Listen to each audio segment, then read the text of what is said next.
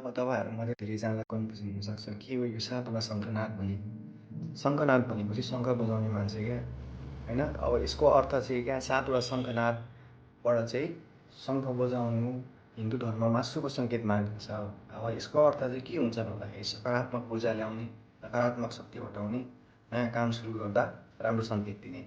Simple बुझ्नुपर्दा त्यही हो क्या।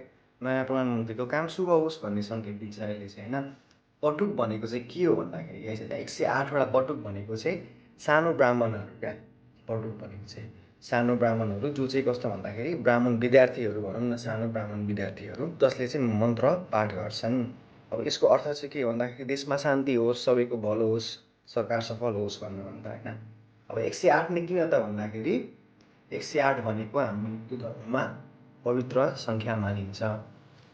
अब बौद्ध भिक्षुहरूले पनि के गर्नेछन् भन्दाखेरि मङ्गल पाठ गर्नेछन्।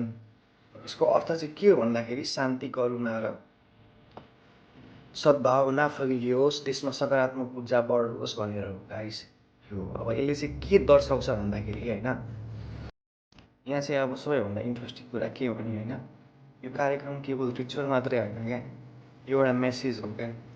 हिन्दू र बौद्ध दुवै परम्परा जोडेर के गरिएको छ भन्दाखेरि यो कार्यक्रममा युनिटी देखाउन खोजिएको छ क्या।